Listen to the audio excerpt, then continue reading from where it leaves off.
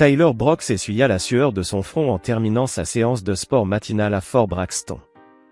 À seulement 26 ans, il incarnait le soldat dans toute sa rigueur, discipliné, loyal, animé d'une ambition brûlante. Il ne faisait pas que servir l'armée et il en vivait, il en respirait chaque instant.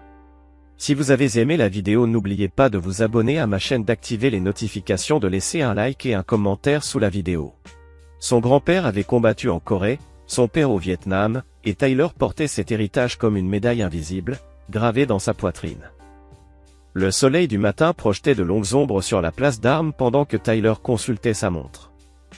Carla devait déjà l'attendre, à leur endroit habituel près du mess, sûrement avec 2 cafés à la main et ce sourire qui faisait toujours battre son cœur un peu plus fort. 3 ans qu'ils étaient ensemble, 6 mois qu'ils étaient fiancés, et Tyler n'avait jamais été aussi sûr de rien dans sa vie. Carla Mitchell représentait tout ce qu'il avait toujours imaginé chez une épouse idéale, belle, brillante, et apparemment pleinement engagée dans sa carrière militaire. Elle travaillait sur la base comme contractuelle civile, chargée de la coordination logistique, un poste qui la mettait en contact constant avec des officiers de tout grade. Leur rencontre avait eu lieu lors d'un audit de la chaîne d'approvisionnement, et ce qui avait débuté par un respect professionnel s'était rapidement transformé en une affection profonde.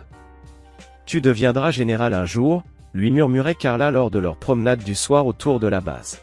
« Je le vois dans tes yeux, Tyler. Cette soif, cette flamme. » Et Tyler la croyait, parce qu'il avait besoin d'y croire.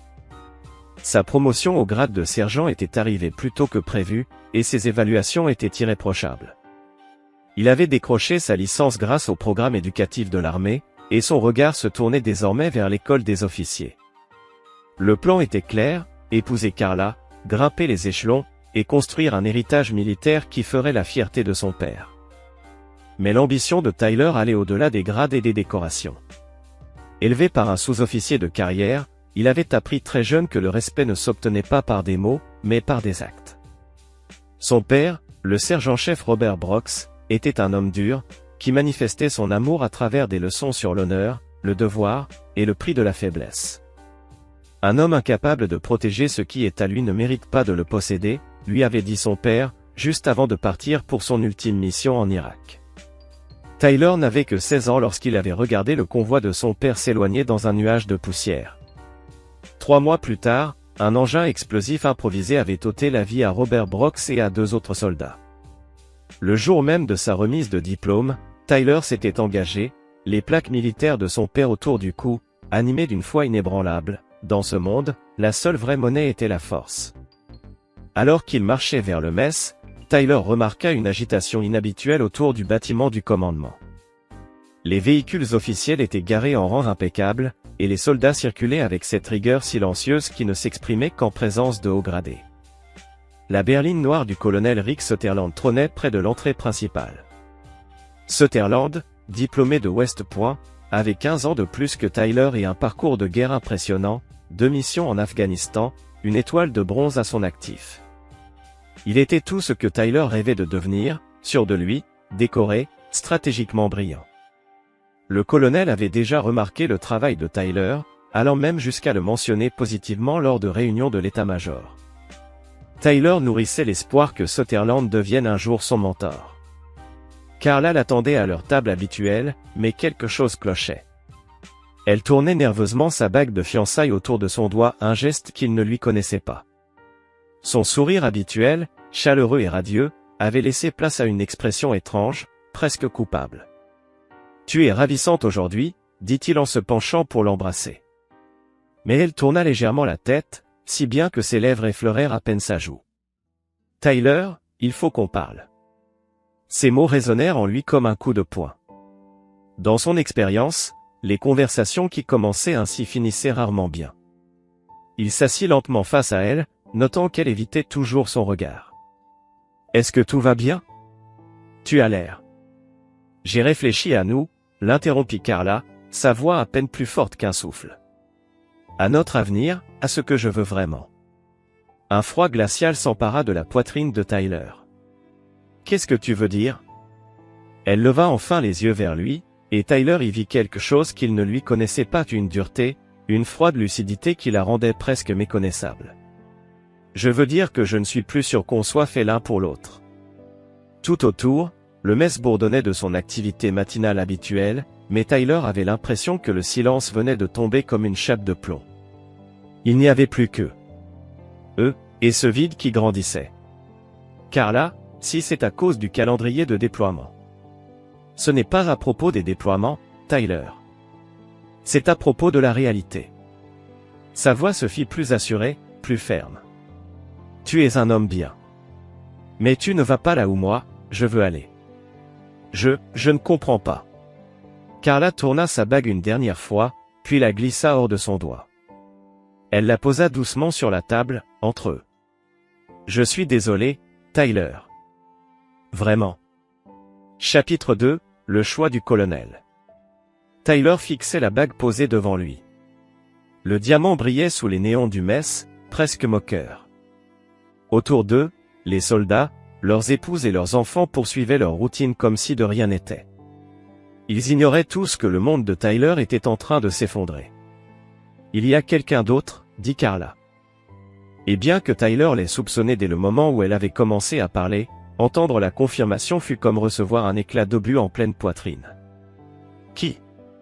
Le mot s'échappa de ses lèvres, à peine plus qu'un murmure. Carla redressa les épaules, et dans ses yeux, Tyler crut percevoir un éclair fugace de fierté peut-être, ou d'un étrange soulagement. Le colonel Sutherland. La main de Tyler se crispa en un point tremblant sur la table. De toutes les réponses qu'il avait redoutées, c'était celle-ci qui tranchait le plus profondément. Pas seulement parce que c'était son supérieur hiérarchique.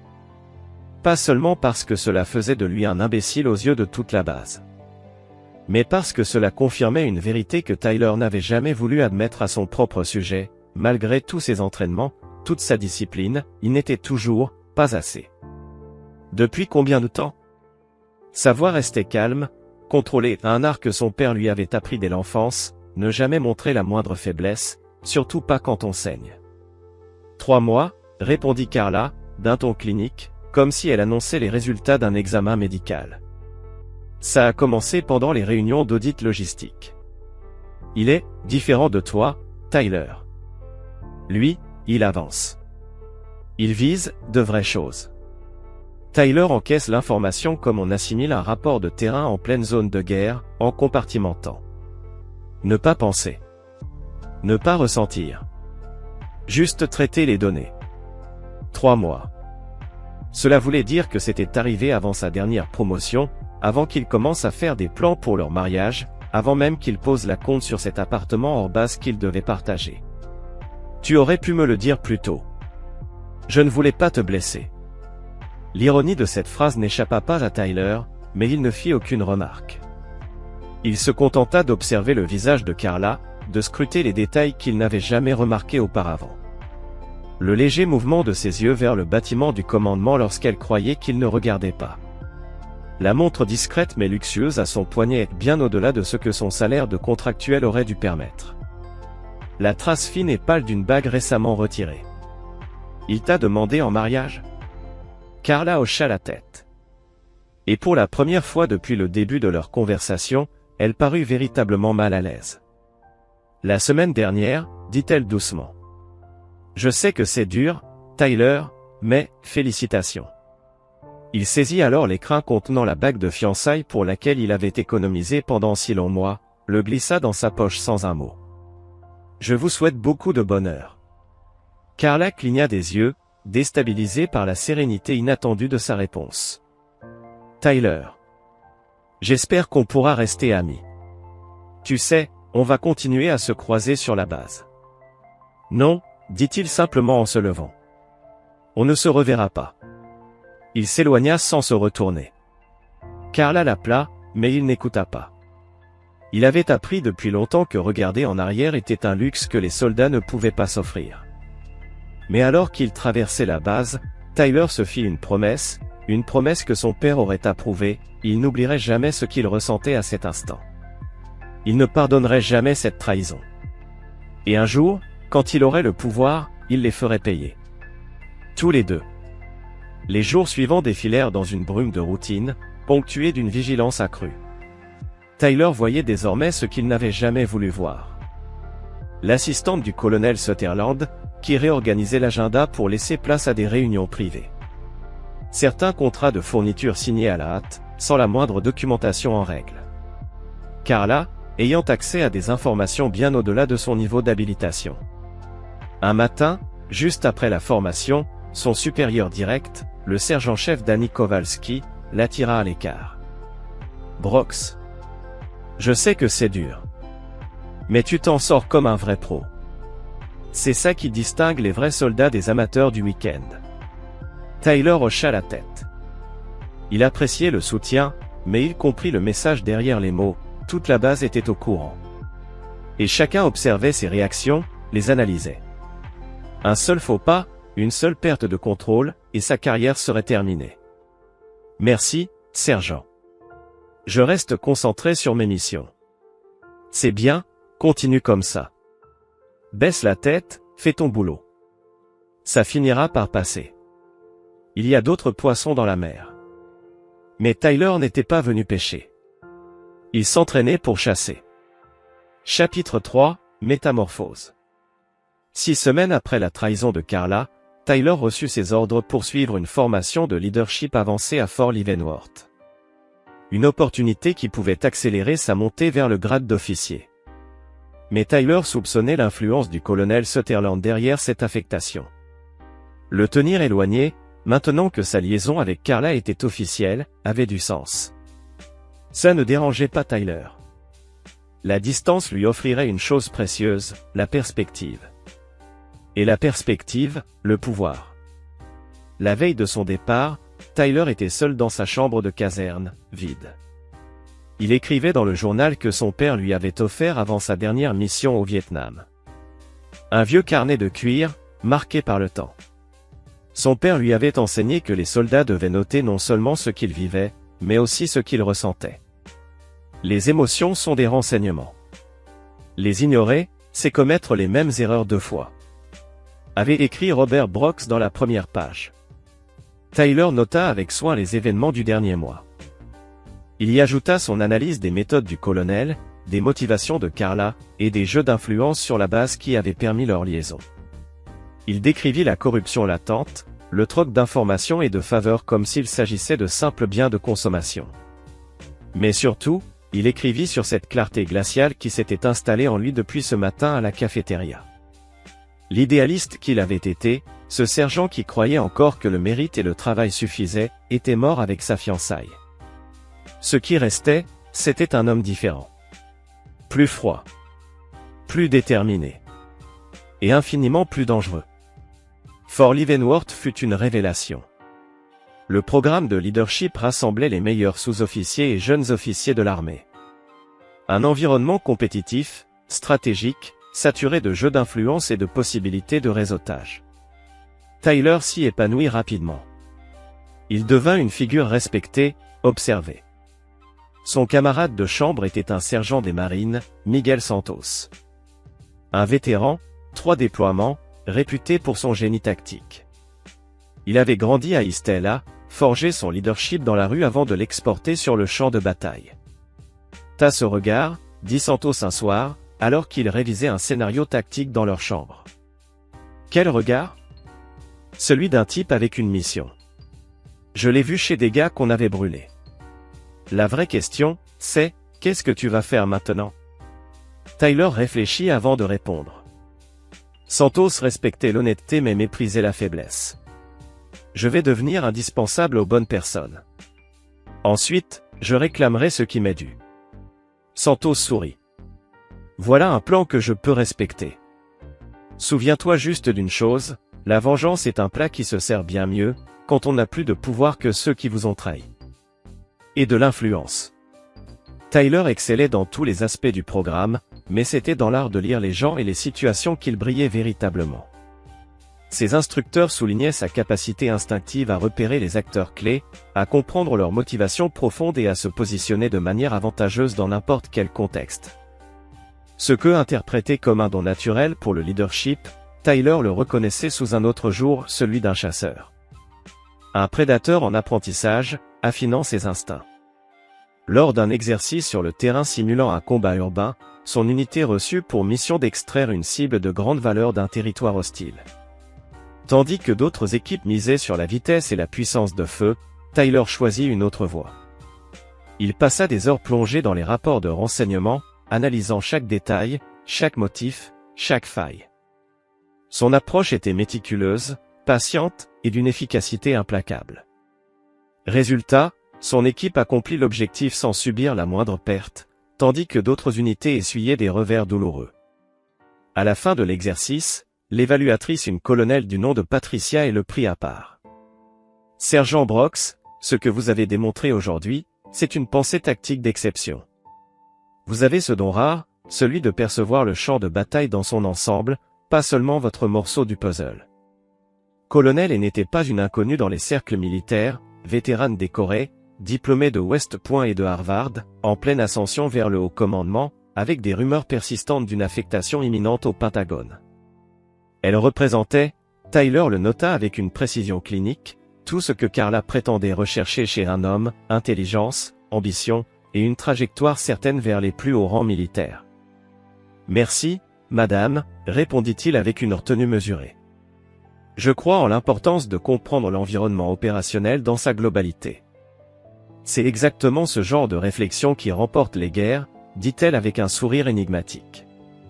Je vais me souvenir de vous, sergent Brox. En retournant à ses quartiers, les mots de la colonelle résonnaient dans l'esprit de Tyler, elle allait se souvenir de lui. C'était précisément ce qu'il recherchait, être remarqué par les bonnes personnes, pour les bonnes raisons. 3 mois plus tard, Tyler reçut une lettre en provenance de son ancienne base. Le sergent Kowalski lui annonçait que la colonelle Sutherland et Carla s'étaient mariés, dans une petite cérémonie à laquelle avait assisté tout le haut commandement de la base. Le colonel avait été promu et allait être transféré au Pentagone. Carla le suivait, abandonnant son poste de contractuel pour adopter un rôle plus en accord avec celui d'une épouse d'officier supérieur. Tyler lut la lettre 2 fois. Puis, méthodiquement, il la classa dans sa collection grandissante de renseignements. Sutherland montait les échelons, tissait des liens, gagnait de l'influence. Parfait. Car plus ils grimpaient, plus ils auraient à perdre lorsqu'ils chuteraient. Ce soir-là, il nota dans son journal.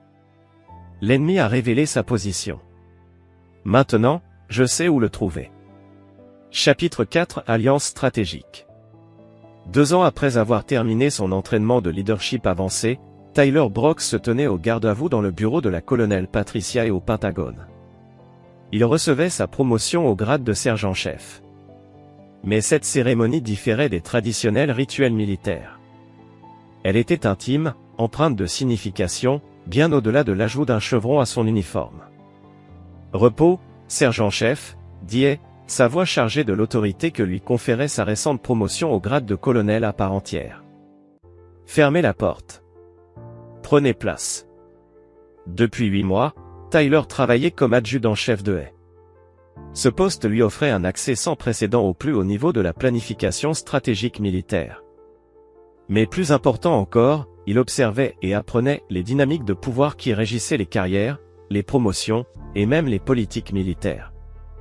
Et était exactement ce qu'il avait perçu dès leur première rencontre, un esprit tactique brillant, combiné à un instinct politique redoutable pour naviguer les eaux troubles du Pentagone. Vous avez dépassé toutes mes attentes depuis que j'ai demandé votre affectation, poursuivit-elle en s'installant derrière son bureau. Votre travail sur le projet d'optimisation logistique a permis à l'armée d'économiser 17 millions de dollars et vous a valu les félicitations de l'état-major interarmé. Tyler hocha la tête. Il acceptait les éloges sans fausse modestie. Ce projet avait été son idée, une analyse exhaustive des inefficacités de la chaîne d'approvisionnement, qui mit au jour des gaspillages systémiques dans de nombreux commandements. Mais plus que les économies réalisées, ce projet lui avait ouvert les portes des dossiers du personnel, des registres financiers, et des données opérationnelles de base à travers le monde, y compris Fort Braxton, où le colonel Rick Sutherland venait justement d'être affecté en tant que commandant adjoint. Il y a autre chose, dit-il, adoptant un ton plus personnel. On m'a proposé le commandement de la 82e division aéroportée. C'est une voie rapide vers le grade de général. Mais cela signifie quitter le Pentagone. Je veux que vous veniez avec moi, en tant que sergent-major de commandement. Le cœur de Tyler accéléra légèrement, bien que son visage demeurât impassible. Le poste de sergent-major de la 82e était l'un des plus prestigieux pour un sous-officier. Il impliquait des interactions directes avec des généraux, des décideurs du Pentagone, et les officiers influents qui façonnaient la politique militaire. « Madame, je suis honoré de votre confiance, mais je ne suis pas certain d'avoir l'expérience nécessaire pour un tel poste. » Et sourit, et dans ce sourire, Tyler aperçut peut-être, fugitivement, une lueur d'affection. Leur relation professionnelle, construite sur des mois de collaboration intense, avait évolué. Des dîners tardifs à plancher sur des dossiers complexes, des discussions stratégiques lors de joggings matinaux autour du Pentagone, des échanges complices lors d'événements sociaux, une complicité s'était tissée. « Tyler » dit-elle, l'appelant par son prénom pour la deuxième fois seulement depuis leur rencontre. « Tu possèdes quelque chose de plus précieux que l'expérience, la vision. Tu vois des connexions que d'autres ignorent. Tu comprends comment les systèmes fonctionnent et comment les améliorer. » Ce que est appelé « pensée systémique », Tyler le connaissait sous son vrai nom, l'art de repérer les points de levier. Ces endroits stratégiques où une pression minimale pouvait générer un effet maximal. Chaque mission, chaque rapport, chaque projet lui avait appris un peu plus comment le pouvoir circulait vraiment dans l'organigramme militaire. « Quand cette affectation débuterait-elle » demanda-t-il. « Dans 6 mois. Cela nous laissera le temps de préparer la transition, et de te permettre de compléter les formations militaires nécessaires. » Et se pencha légèrement, son regard se faisant plus intense. « Tyler, je dois te poser une question. Et j'ai besoin que tu sois parfaitement honnête. » Il attendit. Il savait que ce moment n'allait pas seulement redéfinir sa carrière, mais peut-être toute sa vie. « As-tu quelqu'un dans ta vie ? Une relation romantique, je veux dire. » Le silence s'installa. Tyler pensa à Carla. Au matin où elle avait brisé sa foi naïve en l'amour et en la loyauté. À ce regard froid, calculateur, lorsqu'elle avait choisi la promotion au lieu de leur relation. Et à la promesse qu'il s'était faite ce jour-là, ne plus jamais se laisser trahir. Non, madame. Je n'ai personne. Et acquiesça, comme si elle confirmait quelque chose qu'elle soupçonnait déjà. Si je te le demande, c'est parce que les couples militaires, à notre niveau, font face à des défis très spécifiques. La pression du commandement, le regard constant de la hiérarchie, les implications politiques de chaque choix. Cela exige un partenariat très particulier. Et Tyler comprit. Ce qu'elle lui proposait n'était pas seulement une promotion. C'était une alliance. Une union d'intelligence, de volonté, de stratégie. Une fusion capable de redéfinir leurs avenirs à tous les deux. Et était brillante. Ambitieuse. Et pourtant, bien qu'elle fût résolument engagée dans sa carrière militaire, Tyler comprit qu'elle était aussi une femme qui ne choisirait jamais les galons au détriment de la loyauté. Car elle savait, d'une certitude profonde, que le véritable pouvoir ne résidait pas dans les insignes qu'on arbore, mais dans la capacité à bâtir des alliances solides. « Colonel, je veux que vous sachiez que vous avez toute ma loyauté, et mon dévouement absolu, peu importe la fonction dans laquelle vous jugerez que je peux être le plus utile, déclara-t-il d'un ton calme, mais chargé de gravité. Elle se leva, silencieusement, et s'approcha de la fenêtre qui dominait le centre opérationnel du PTOAC. La lumière grise du matin dessinait des ombres nettes sur le sol ciré. « Je vous observe, Tyler, » dit-elle, sans se retourner. « Pas seulement votre travail. J'observe votre façon de penser, votre manière de réagir sous pression. Vous n'êtes pas comme les autres sous-officiers. Vous ne vous contentez pas d'exécuter les ordres. Vous comprenez les objectifs, et vous trouvez toujours un moyen de les dépasser. » Tyler la rejoignit à la fenêtre, suffisamment près pour capter le parfum discret qu'elle portait. Une fragrance subtile, coûteuse, qui évoquait la confiance en soi plutôt que la séduction. « Qu'est-ce qui vous a fait me remarquer, au départ ?» demanda-t-il, la voix à peine audible. « Votre analyse tactique pendant l'exercice de combat urbain. Mais surtout, c'est ce que vous n'avez pas fait. Vous ne vous êtes pas mis en avant. Vous n'avez pas cherché à briller au détriment des autres équipes. Vous avez atteint l'objectif dans un silence méthodique, avec une efficacité maximale. Cela m'a dit une chose, vous comprenez la différence entre paraître puissant et l'être véritablement. Tandis qu'il restait là, côte à côte, Tyler sentit naître en lui une attirance réelle, la première depuis la trahison de Carla. Mais cette fois, c'était différent. Ce n'était pas une illusion nourrie par la passion, mais une connexion fondée sur le respect mutuel, l'ambition partagée, et une compréhension profonde des compétences de l'autre. Et incarnait tout ce que Tyler avait appris à valoriser, l'intelligence, la force, et une quête inflexible de l'excellence.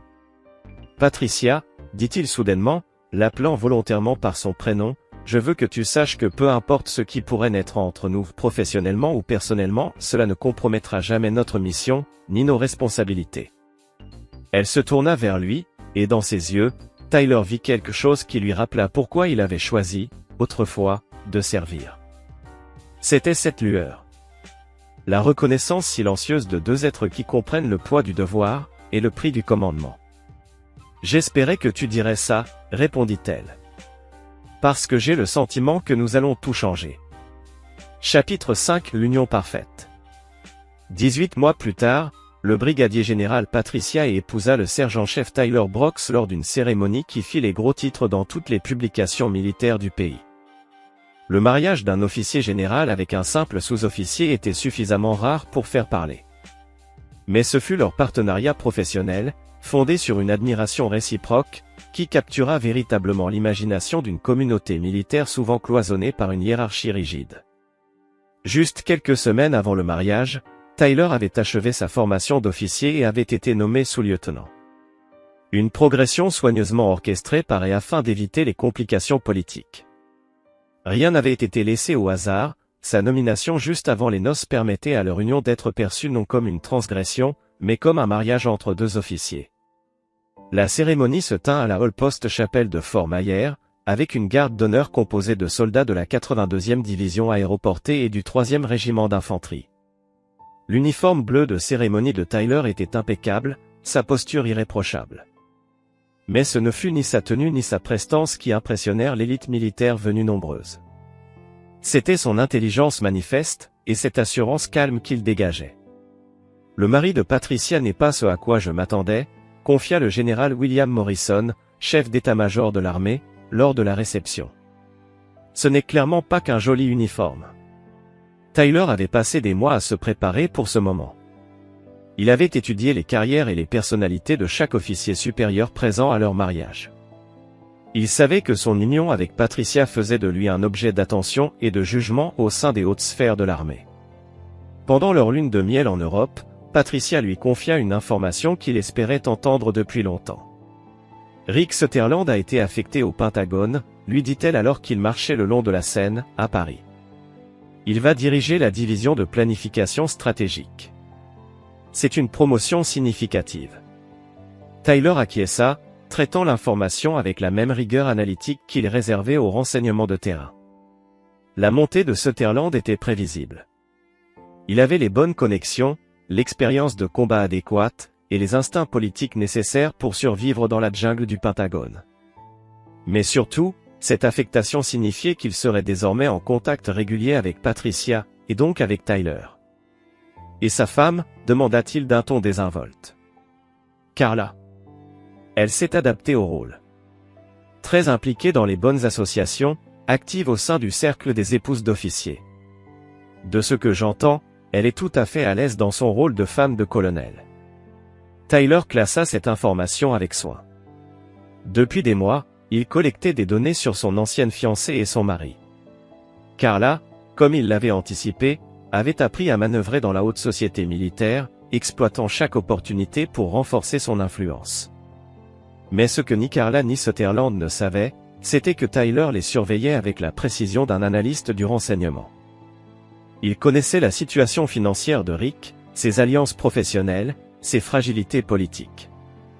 Et surtout, Tyler avait compris quelque chose d'essentiel, quelque chose que n'avait pas vu, en épousant Patricia et, il s'était placé dans une position où il contrôlerait un jour leur avenir. 3 mois après leur retour d'Europe, Patricia fut promue major général, et nommée chef d'état-major adjoint aux opérations. Un poste d'une influence colossale, qui lui donnait la main sur la stratégie, les nominations, et la gestion des ressources. La carrière de Tyler s'envola en parallèle. Son expertise tactique, combinée à une acuité politique rare, lui valut des promotions rapides et des responsabilités croissantes. En tant qu'époux de Patricia, il avait désormais accès à des réseaux professionnels et sociaux qu'il lui aurait fallu des décennies à conquérir seul. Mais son atout le plus précieux n'était ni son grade, ni ses connexions, c'était sa capacité à rester invisible tout en observant tout. Le monde militaire obéissait à des codes stricts, à des hiérarchies figées. Ce qui signifiait qu'un homme comme Tyler, silencieux, attentif, pouvait glaner des informations simplement en étant présent au bon moment, dans la bonne pièce. Lors d'une réception au très prestigieux Army and Navy Club, Tyler engagea la conversation avec le colonel David Shah, le supérieur direct de Sutherland à la division stratégique. « Votre épouse a une réputation impressionnante », fit remarquer Shah en désignant Patricia, qui conversait à l'autre bout de la salle avec le secrétaire de l'armée. On murmure même qu'elle est pressentie pour rejoindre l'état-major interarmé. Patricia est extraordinairement douée, répondit Tyler avec un sourire mesuré. Elle perçoit les implications stratégiques que d'autres négligent. C'est une qualité inestimable. Shah hocha la tête, puis ajouta. Évidemment, il faut aussi comprendre les dynamiques humaines. Certains de mes officiers sont brillants sur le plan tactique, mais peinent à gérer les relations humaines. Tyler reconnut immédiatement l'ouverture. Il allait pouvoir récolter de précieuses informations sur les performances et les relations internes de Sutherland au Pentagone.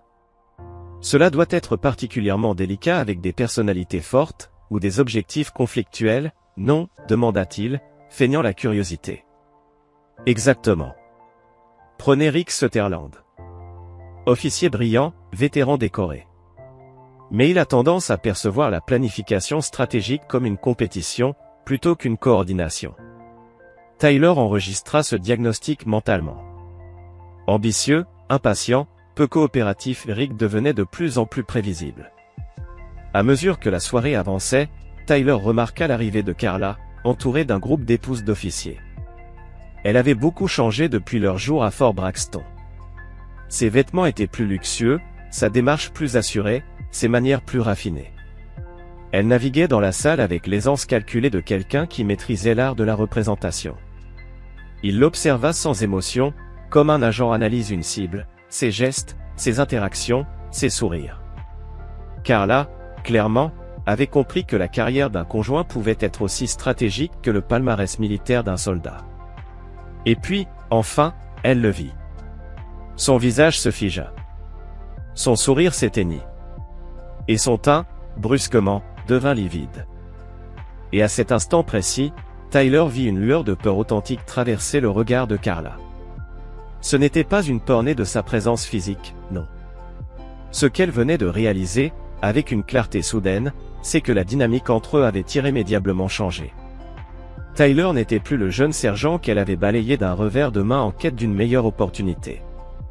Désormais, il était l'époux d'une des femmes les plus influentes de l'armée, un homme marié à une générale puissante, connecté à des sphères d'influence que même le colonel Sutherland n'osait espérer atteindre. Leurs regards se croisèrent. Tyler esquissa un sourire poli, hocha légèrement la tête pour la saluer, puis se tourna calmement vers le colonel Shah, reprenant sa conversation là où il l'avait laissée. Il n'avait nul besoin d'approcher Carla, encore moins de provoquer une scène. Sa seule présence suffisait à faire passer le message. Les règles du jeu avaient changé. Les joueurs aussi. Et Tyler Brooks n'était plus un pion que l'on pouvait balayer du plateau. Chapitre 6, positionnement pour un échec et mat. 2 années s'étaient écoulées depuis leur mariage lorsque la générale de division Patricia Esbrook reçut un appel qui allait bouleverser toute la stratégie de Tyler. Elle venait d'être sélectionnée pour une promotion au grade de lieutenant-général et nommée adjointe au chef d'état-major pour les ressources humaines, l'un des postes les plus influents de l'armée. Elle serait désormais responsable des affectations, des promotions et du développement de carrière de l'ensemble des officiers supérieurs. Ça change tout, déclara Patricia, alors qu'ils célébraient la nouvelle en toute intimité dans leur maison d'Arlington. Les décisions que je prendrai affecteront des milliers de carrières. La responsabilité est immense. Tyler en saisit immédiatement les implications. En tant qu'adjointe au chef d'état-major pour le personnel, Patricia aurait un pouvoir direct sur les affectations et les promotions de tous les officiers supérieurs de l'armée, y compris du colonel Rick Sutherland. Quand la prise de fonction commence-t-elle ? demanda-t-il. Dans 6 mois. Il y aura une cérémonie officielle, probablement au Pentagone. Toute la haute hiérarchie sera présente. Patricia marqua une pause, observant attentivement le visage de son mari. Y compris certaines personnes de notre passé, que tu préférerais peut-être éviter. Tyler attendait ce moment depuis longtemps, l'alignement parfait entre l'opportunité, la position, et la justice. Mais sa réponse fut mesurée, professionnelle. Mes sentiments personnels n'ont aucune importance face à ta carrière, Patricia. C'est un immense honneur, et une responsabilité exceptionnelle. Elle s'approcha, lui prit les mains. Tyler, je dois te poser une question, en toute franchise. Je sais ce qui s'est passé à Fort Braxton. Je sais pour cette femme qui a brisé vos fiançailles. Je ne t'ai jamais demandé les détails, car j'ai toujours pensé que tu m'en parlerais quand tu serais prêt. Tyler soutint son regard sans détour. Il savait que cette conversation viendrait un jour. Patricia était trop intelligente, trop bien informée pour ignorer son passé avec Carla et Sutherland. « Que veux-tu savoir ?» demanda-t-il. « Je veux savoir si cette nouvelle mission créera des conflits pour toi. Y a-t-il des personnes dans l'armée avec qui tu ne pourras pas travailler objectivement ?» Tyler prit un moment pour réfléchir. Cette réponse allait déterminer bien plus que leur relation de couple, elle allait modeler son avenir tout entier. Patricia lui offrait la possibilité de se retirer des décisions impliquant Sutherland, pour préserver son intégrité et éviter tout soupçon de partialité. Mais après 4 années à bâtir sa réputation et sa légitimité, il n'était pas question de reculer maintenant. Patricia, ce qui s'est passé à Fort Braxton m'a appris une chose essentielle, il existe une différence fondamentale entre sentiments personnels et devoirs professionnels. L'armée est plus grande que n'importe quelle histoire individuelle, plus grande que toute rancune. Elle acquiesça, visiblement satisfaite. C'est ce que j'espérais t'entendre dire. Mais Tyler poursuivit. J'ai aussi appris que la responsabilité est une valeur sacrée. Les officiers qui abusent de leur pouvoir ou trahissent la confiance doivent répondre de leurs actes. Pas par vengeance personnelle, mais parce que l'institution l'exige. Tu es en train de suggérer quelque chose, demanda-t-elle. Tyler se dirigea vers la fenêtre surplombant l'OTAN, choisissant ses mots avec la précision d'un tireur d'élite sélectionnant ses cibles. Je suggère que ton nouveau poste te contraindra à évaluer l'aptitude de chaque officier supérieur. Certains cas seront simples, de bons officiers, au parcours irréprochable. Mais d'autres seront plus complexes.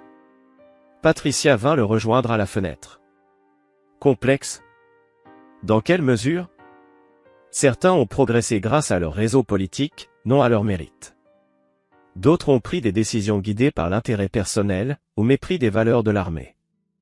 Et certains encore ont commis des fautes qui, sans enfreindre les règlements à la lettre, révèlent un jugement douteux et une intégrité vacillante. Patricia demeura silencieuse plusieurs minutes, regardant le fleuve couler paisiblement, analysant les mots de Tyler à la lumière de ses propres renseignements.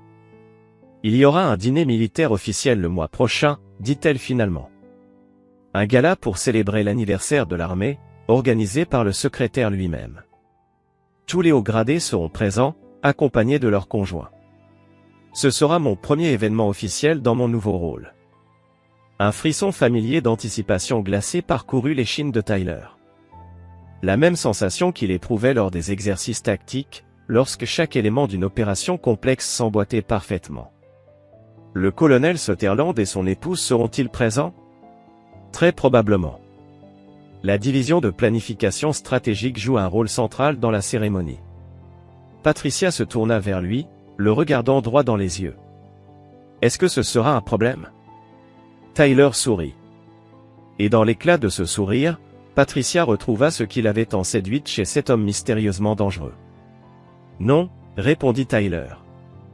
Ce ne sera pas un problème du tout. Chapitre 7, l'arène. Le gala de l'anniversaire de l'armée, organisé à l'hôtel Mayflower, incarnait l'apogée de la vie sociale militaire, une soirée rassemblant les plus hauts gradés, leurs épouses, ainsi que des représentants triés sur le volet du gouvernement. La lieutenant générale Patricia S. Brooke, resplendissante dans son uniforme d'apparat décoré d'étoiles étincelantes, se tenait fièrement, recevant les félicitations pour sa récente nomination. et les rubans obtenus au cours de 2 décennies de service exemplaire brillaient fièrement sur sa poitrine. Tyler se déplaçait à travers la foule avec l'aisance maîtrisée d'un homme qui avait parfaitement assimilé l'art subtil du réseautage militaire. Sa propre tenue portait l'insigne de major, un grade qu'il avait obtenu par un savant mélange de mérite pur, d'habileté politique et des conseils stratégiques avisés de Patricia.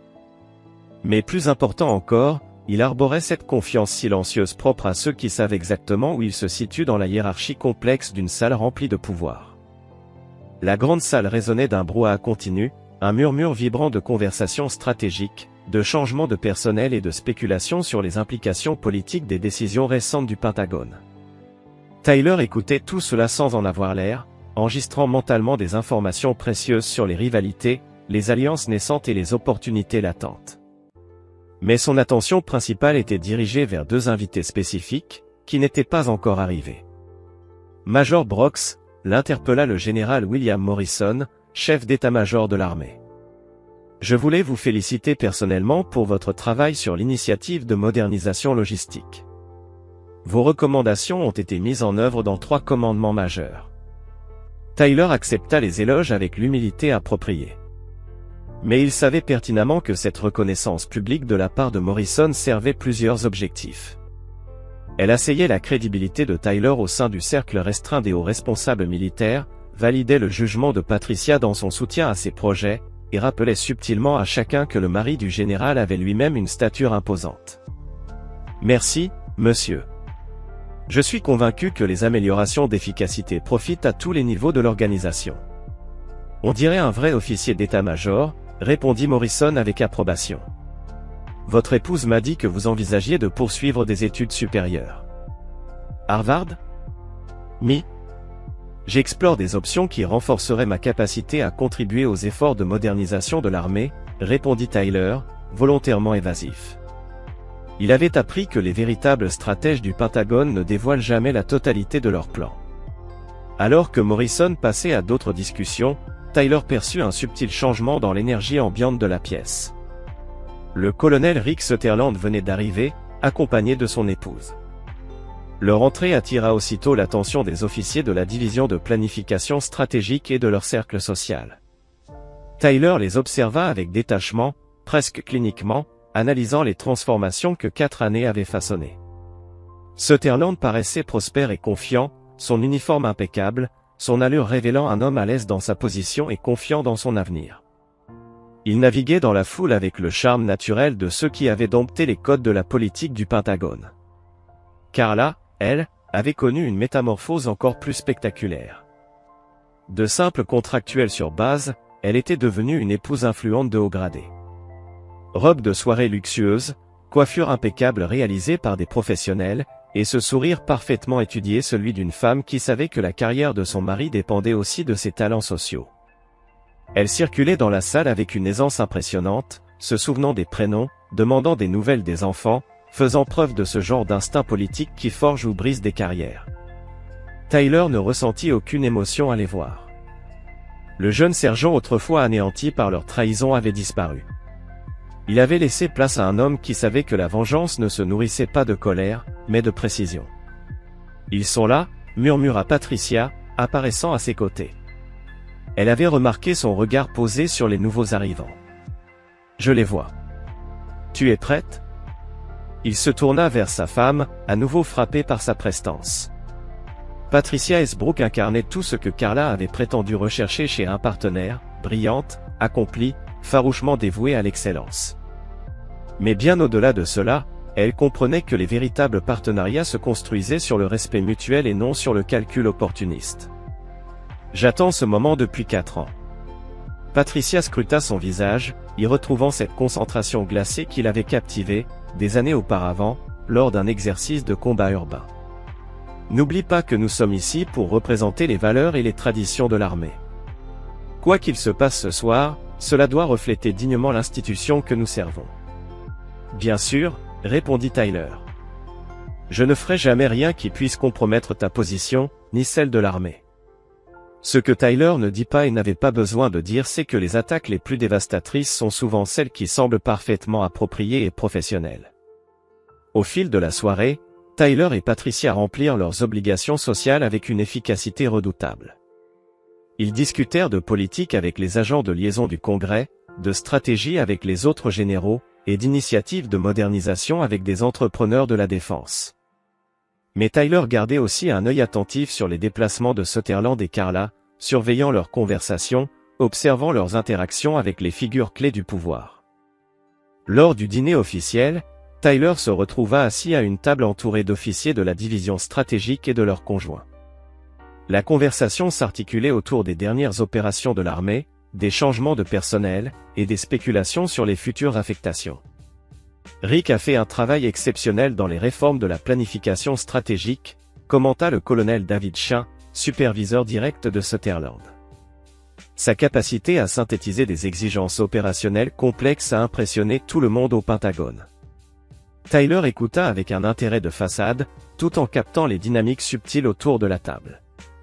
Sutherland semblait savourer pleinement sa réputation d'étoile montante, mais Tyler percevait aussi les mêmes signes d'impatience et de compétitivité excessive que Shinn avait mentionnés des années plus tôt. Le défi de la planification stratégique, observa calmement Tyler, c'est de parvenir à équilibrer les besoins opérationnels immédiats avec les exigences institutionnelles à long terme. Cela demande un jugement exceptionnel. Et les compétences collaboratives. Le commentaire semblait anodin, mais Tyler le prononça en fixant brièvement le colonel Sutherland dans les yeux. Ce qu'il vit dans ce regard le confirma, une lueur de reconnaissance, pas tout à fait de la peur, mais une prise de conscience nette. Rick Sutherland venait de comprendre que Tyler Brooks n'était plus un jeune sergent maladroit de Fort Braxton. Il était désormais un homme qu'on ne pouvait plus ignorer ni reléguer au second plan. Assise juste en face de lui, Carla avait passé toute la soirée à éviter soigneusement son regard. Mais lorsqu'il parla, elle leva les yeux malgré elle. Et dans cette seconde suspendue, Tyler perçut quelque chose qui le combla d'une satisfaction froide. Pour la toute première fois de la soirée, elle semblait réellement mal à l'aise. « Major Brooks », dit alors Sutherland d'une voix mesurée, suffisamment autoritaire pour rappeler à chacun la hiérarchie présente, « je crois que nous n'avons pas été formellement présentés. » Rick Sutherland, division de la planification stratégique. Tyler se leva aussitôt, tendant la main avec une courtoisie militaire irréprochable. Tyler Brooks, affecté au chef d'état-major adjoint chargé du personnel. Enchanté de vous rencontrer, monsieur. La poignée de main fut ferme, professionnelle, et dura exactement le temps qu'il fallait. Mais Tyler veilla à ce que Sutherland sente la force contenue dans sa poigne, non pas une menace, mais un avertissement clair, l'homme qu'il avait devant lui n'était plus un subalterne. Il était devenu un égal, voire davantage. Brooks, répéta Sutherland comme pour goûter le nom. Il est rare de voir un engagé gravir les échelons aussi rapidement. C'était une remarque déguisée, une pique subtile rappelant à tous que Tyler n'était pas issu de l'académie de West Point, contrairement à la plupart des officiers présents. Mais Tyler s'y attendait. Il avait anticipé chaque mot, chaque regard, chaque tension dans l'air. « J'ai eu la chance de servir sous des dirigeants d'exception », répondit-il calmement en jetant un regard vers Patricia. « L'excellence reconnaît l'excellence, peu importe les origines. » Plusieurs officiers hochèrent la tête avec approbation. Sa réponse, à la fois humble et assurée, avait rappelé discrètement à tous qu'il était l'époux d'un des généraux les plus influents de l'armée. Et pourtant, Tyler n'en avait pas terminé. « Colonel, je crois comprendre que vous travaillez actuellement sur des méthodologies innovantes en matière de planification stratégique.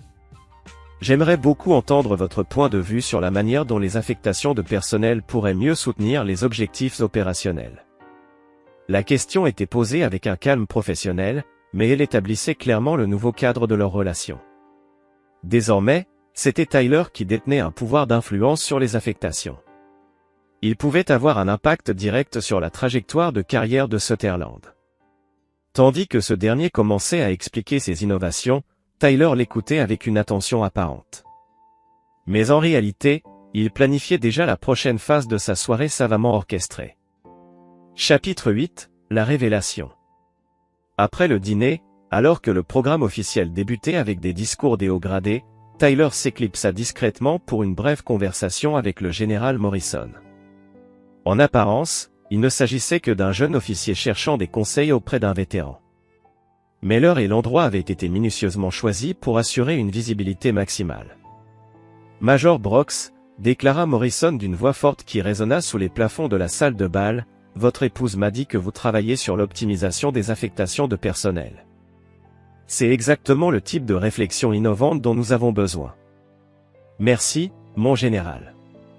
Je suis convaincu qu'une meilleure correspondance entre les compétences des officiers et les besoins stratégiques pourrait générer d'importants gains d'efficacité. Leur conversation attira rapidement l'attention des groupes environnants, notamment des officiers de la division de planification stratégique qui entouraient encore Sutherland. Tyler remarqua le regard de Carla depuis l'autre bout de la pièce. Elle l'observait, visiblement troublée, alors qu'il dialoguait avec l'un des hommes les plus puissants de l'armée.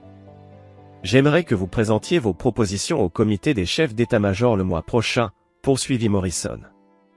Une approche aussi systématique pourrait transformer notre gestion du développement des officiers. Tyler accepta l'invitation avec une humilité maîtrisée. Mais il comprit que l'approbation publique de Morrison venait de le propulser dans une autre sphère. Il n'était plus seulement un officier prometteur. Il était devenu un acteur central, un homme écouté par le sommet même de la hiérarchie militaire. Et tous ceux présents, y compris Sutherland et Carla, l'avaient vu. Lorsque le programme officiel prit fin et que la réception reprit, Tyler fut bientôt entouré par un petit groupe d'officiers supérieurs, curieux d'en savoir plus sur ses propositions. La discussion fut technique, dense, respectueuse, mais elle se déroulait sous les regards attentifs de toute la division de Sutherland. Le problème, expliqua-t-il à la colonelle Jennifer Walsh, chef adjointe du renseignement, c'est que les processus traditionnels d'affectation ne tiennent pas compte de l'ensemble des compétences et des limites d'un officier. Nous nous basons sur les qualifications techniques, sans considérer pleinement le style de leadership, les principes éthiques ou le potentiel à long terme. Vous proposez donc de nouveaux critères d'évaluation, demanda Walsh. Je propose une méthode plus globale. Certains officiers sont brillants en présentation mais peinent face aux dilemmes moraux du commandement. D'autres révèlent une force de caractère exceptionnelle sous pression, mais manquent de diplomatie politique. À ce moment-là, Patricia apparut aux côtés de Tyler. Sa simple présence fit taire les conversations autour d'eux. « Je suis désolé d'interrompre, dit-elle avec un sourire charmant. Mais je voulais présenter mon mari à quelques collègues intéressés par ses travaux sur la gestion du personnel. » Main dans la main, ils traversèrent la salle, attirant les regards. Un général 3 étoiles se déplaçant avec son mari attirait inévitablement murmures et spéculations. Ils s'arrêtèrent devant un cercle composé de plusieurs colonels, leurs épouses, et 2 généraux de brigade que Tyler reconnut immédiatement des briefings du Pentagone. Mais ce qui fit battre son cœur un peu plus fort, ce fut de voir que Rick Sutherland et Carla avaient été introduits dans ce groupe juste quelques instants plus tôt. « Mesdames, messieurs, annonça Patricia, permettez-moi de vous présenter mon époux, le major Tyler Brox. Il travaille sur des approches innovantes en matière d'optimisation des affectations, ce qui a récemment attiré l'attention du comité des chefs d'état-major. » Tyler salua chacun avec le respect approprié, chaque mot pesé, chaque geste précis. Lorsqu'il se retrouva devant Sutherland, il lui serra la main avec la même assurance que plus tôt dans la soirée. « Colonel Sutherland, nous nous retrouvons. J'espère que vous avez passé une bonne soirée. Votre épouse a une sacrée réputation en matière de stratégie, répondit le colonel avec un sourire forcé. Patricia est exceptionnelle, répondit Tyler sans hésitation. J'ai appris d'elle bien plus sur le commandement que dans toute autre formation. Puis il se tourna vers Carla, lui tendant la main avec une élégance parfaite. Madame Sutherland, c'est un plaisir de faire votre connaissance. Son contact fut bref, mais suffisant pour que Carla détourne les yeux, incapable de soutenir son regard. Et hésitante, ses yeux fuyant tout contact direct. Major Brox, en fait, dit Tyler avec un léger sourire, je crois que nous nous sommes déjà rencontrés. Vous avez travaillé à Fort Braxton, il y a quelques années. J'y étais en poste en tant que sergent.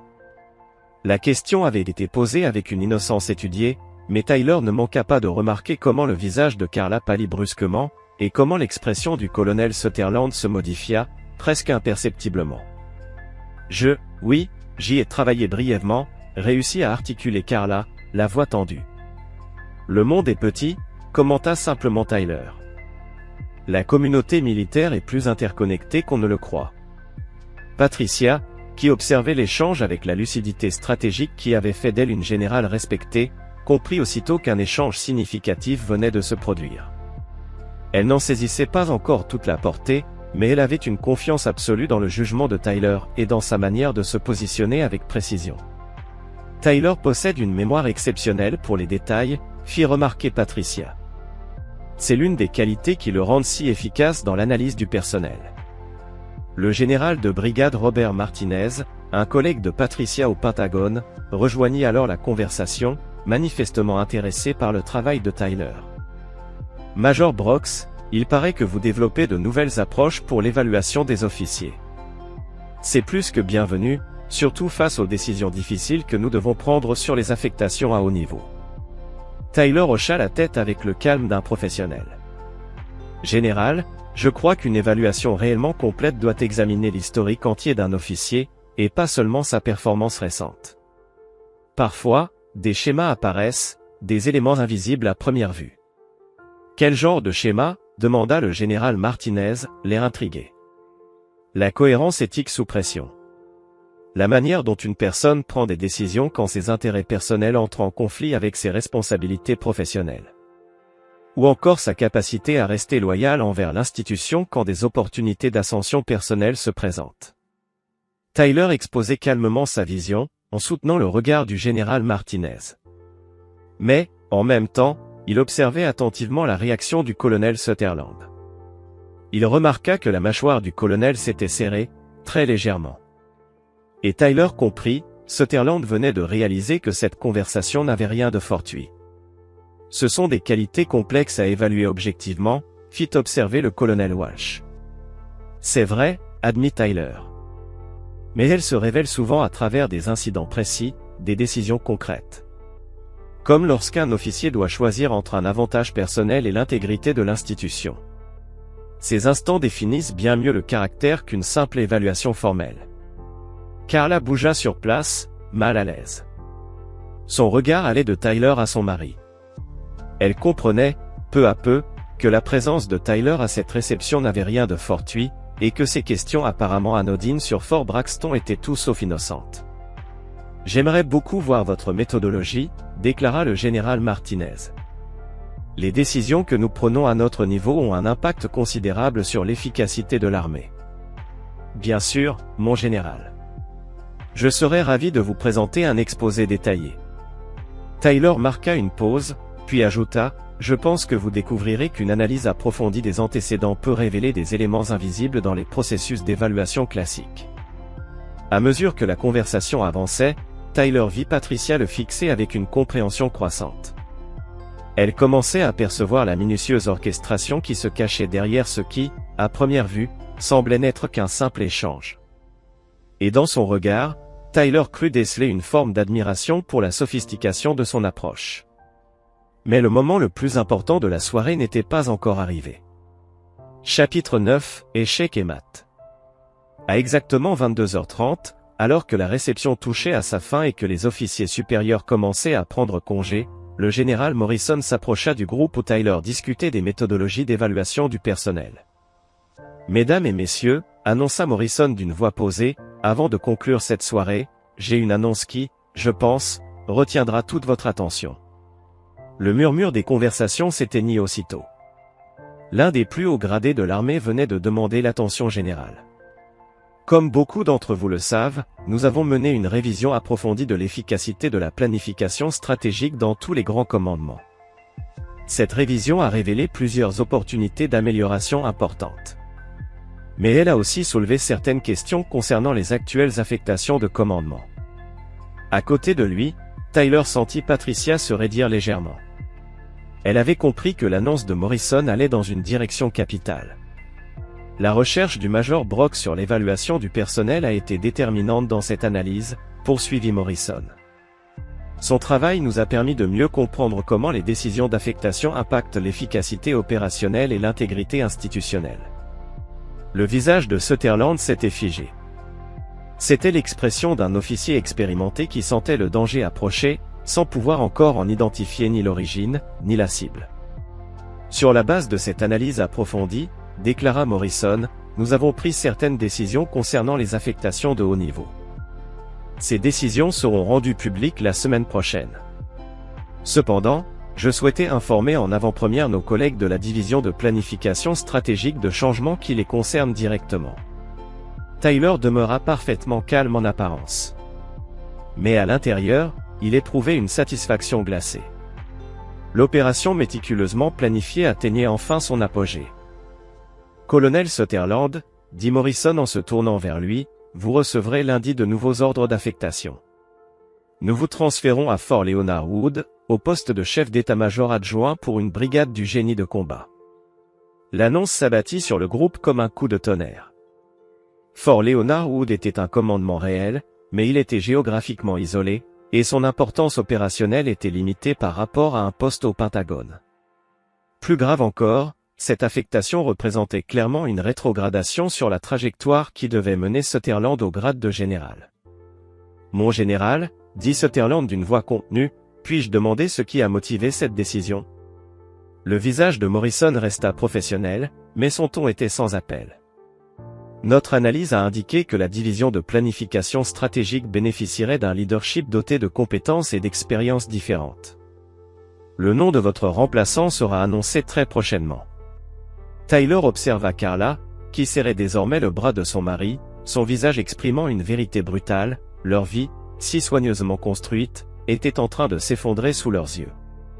Général Morrison, intervint Patricia d'une voix douce, mais assurée, serait-il opportun de mentionner ce soir le nom du remplaçant du colonel Sutherland? Morrison esquissa un sourire. Il semblait apprécier l'occasion de révéler le coup final de la soirée. En effet, le nouveau commandant de la division de planification stratégique sera la colonel Victoria Esbrook. La nomination prendra effet immédiatement, dès sa promotion au rang de brigadier général. Le silence qui suivit fut absolu. Tyler sentit la main de Patricia glisser dans la sienne, la presser doucement, alors qu'elle absorbait l'ampleur de cette promotion inattendue, et de la nouvelle responsabilité qui l'attendait. Mais l'attention de Tyler était ailleurs. Il observait les réactions de Sutherland et de Carla. Le colonel était devenu livide. Il réalisait pleinement l'ampleur de ce qui venait de se produire. Non seulement il était muté vers un poste de moindre importance, mais il était en plus remplacé par l'épouse de Tyler. Une femme qui, désormais, le dépassait largement en grade. Et le message, aussi subtil qu'écrasant, était parfaitement clair. Échec et mat. Et c'est ainsi qu'il prit le contrôle de la planification stratégique de toute l'armée. La réaction de Carla fut encore plus spectaculaire. Son visage perdit toute couleur, ses lèvres tremblèrent, et l'on crut un instant qu'elle allait s'évanouir. Sa posture si soigneusement contrôlée céda sous le poids de la révélation, le rapport de force qu'elle croyait avoir établi, et maintenu méticuleusement depuis 4 ans, venait de s'inverser complètement sous ses yeux. « Félicitations, Général Esbrook », déclara Morrison à Patricia. La cérémonie de votre promotion aura lieu la semaine prochaine, suivie immédiatement de votre prise de commandement. Patricia accepta les félicitations avec la grâce attendue d'un officier de son rang. Mais Tyler, lui, pouvait lire sur son visage que son esprit tournait à toute vitesse, cherchant à saisir toute la portée de ce qui venait de se produire. Autour d'eux, les officiers commencèrent à se disperser, certains adressant des félicitations à Patricia, d'autres échangeant des adieux embarrassés avec Sutherland. Et dans cette agitation, Tyler se retrouva face à face avec celui qui, autrefois, avait été son supérieur hiérarchique. « Félicitations pour la promotion de votre épouse », dit Sutherland, d'une voix soigneusement maîtrisée. « Merci, colonel. Je suis certain que vous trouverez Fort Leonard Wood, un poste des plus intéressants. Le génie militaire est vital pour nos opérations. » Sutherland scruta le visage de Tyler, comme s'il cherchait à y lire un aveu, une preuve de la vengeance méthodique qui venait d'être exécutée avec une précision chirurgicale. « Vous savez, dit-il enfin à voix basse, j'ai toujours su qu'il y avait quelque chose de différent chez vous. Déjà à Fort Braxton. » Tyler sourit. Ce n'était ni un sourire de triomphe, ni de cruauté, mais celui, froid et mesuré, d'un professionnel qui venait d'accomplir avec succès une mission complexe. L'armée nous enseigne que chaque action a ses conséquences, colonel. Parfois, ces conséquences mettent des années à se manifester, mais elles finissent toujours par arriver. Il tendit une dernière fois la main. Et Sutherland, bien qu'ayant parfaitement compris ce qui venait de se passer, la serra avec la résignation silencieuse d'un homme vaincu, contraint de reconnaître la supériorité stratégique de son adversaire.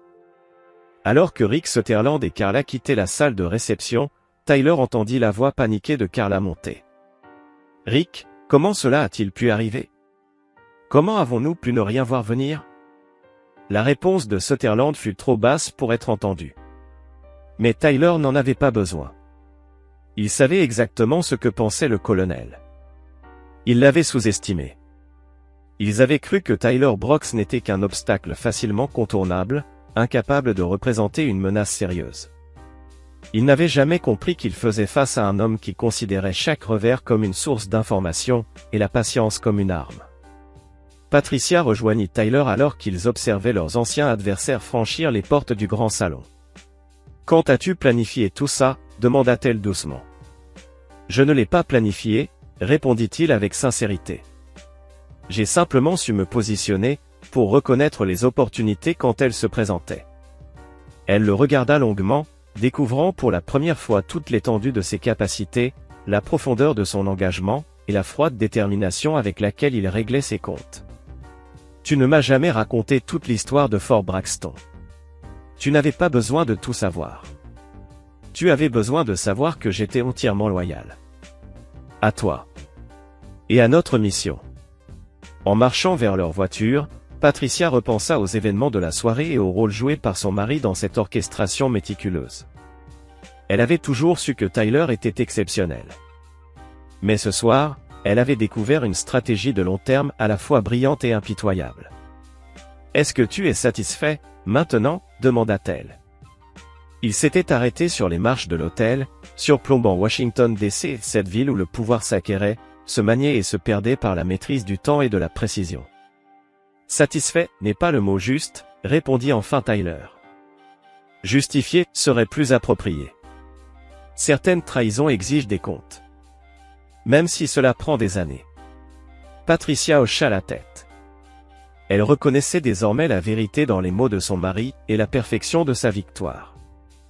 Le colonel Rick Sutherland et sa femme Carla allaient bientôt découvrir que Fort Leonard Wood n'était que le commencement de leur bannissement progressif des sphères de pouvoir qu'ils avaient mis tant d'efforts à atteindre. Grâce à l'influence de Tyler sur les affectations du personnel, la carrière de Sutherland allait se figer, lentement, dans des postes de moins en moins significatifs. Quant à Carla, elle apprendrait que les cercles socio-militaires pouvaient se montrer aussi impitoyables que les tactiques de combat. Mais ce soir-là, alors qu'ils rentraient chez eux, à travers les rues sombres d'Arlington, Tyler ne ressentait ni besoin de jubiler, ni envie de célébrer. Le jeune sergent autrefois humilié et rejeté avait disparu. Il avait laissé place à un homme qui comprenait que le véritable pouvoir ne résidait pas dans la vengeance, mais dans la construction patiente d'un avantage stratégique, impossible à contrer. La partie était finie. Tyler Brooks avait gagné. Complètement.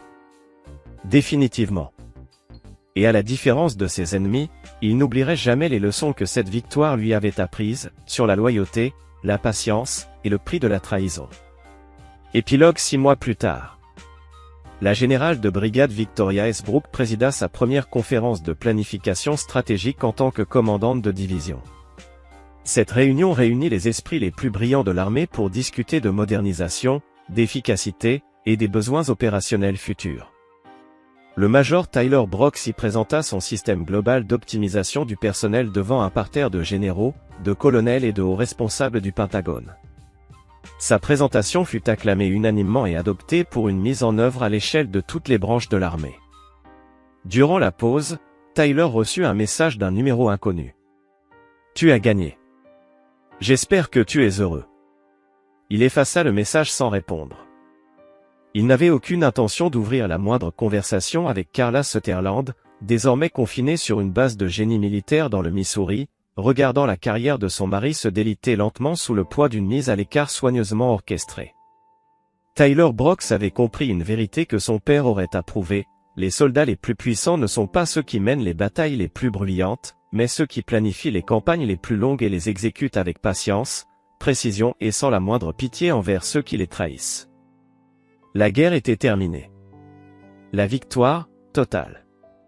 Et Tyler n'avait jamais été aussi certain d'avoir choisi le bon chemin vers le pouvoir, la justice et la sécurité éternelle. C'est ici que notre histoire s'achève. Partagez vos impressions en commentaire. Merci d'avoir été avec nous.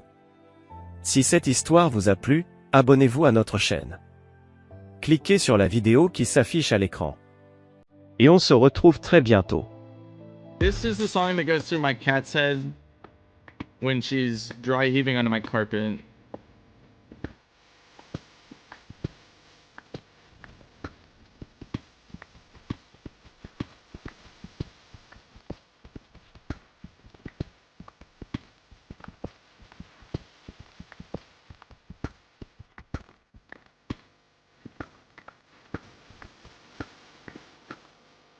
When she hit biscuits? Yeah. Angry Biscuits. One of my top songs on my playlist? Hell yeah. Oh my gosh, chat. The strip mining is not working. We did hit a cave, but it was itty bitty teensy weensy.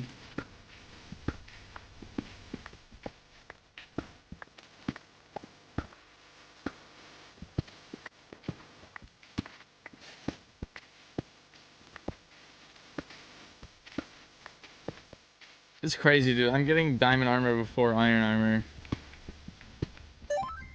Star players, ouch. Thankfully, I have no shortage of food. Do I even have coal? Okay, 27. More diamonds, let's go. I mean, I can't be too mad since I am finding diamonds. That's a one vein. Or 3. Turn right now. I'm hearing scary cave noises. Oh, that was the song. Okay. Oh, wait, you're right. I hear lava.